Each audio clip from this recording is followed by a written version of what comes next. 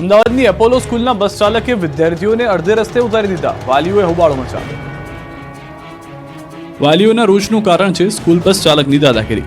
અમદાવાદના સાઉથ બોપલમાં આવેલી Apollo international school બસના ચાલકે વિદ્યાર્થીઓને રસ્તામાં ઉતારી દેતા વાલીઓમાં રોષ ફાટી નીકળ્યો.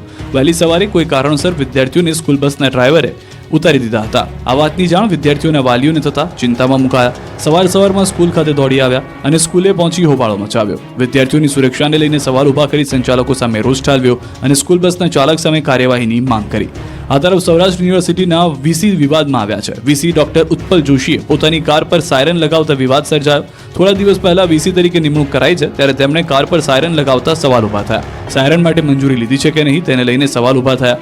અગાઉ ક્યારેય પણ સૌરાષ્ટ્ર યુનિવર્સિટીના કુલપતિએ સરકારી કારમાં સાયરન લગાવ્યું નથી.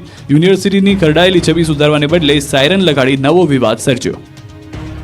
ધાનેરાના વાછોલ ગામે આરોગ્ય કેન્દ્ર જ બીમાર પડ્યા હોય, પોપડા પડી રહ્યા હોય તેવા દ્રશ્યો છે.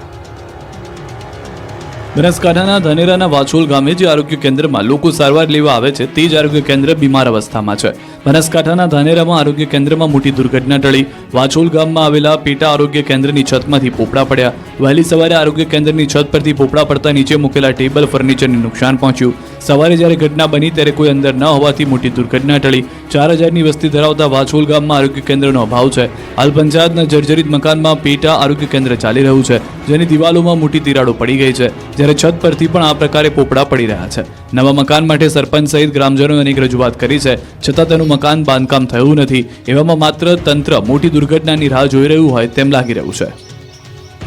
માઘ પૂર્ણિમાને લઈને ગુજરાતના મંદિરોમાં જોવા મળી ભીડ.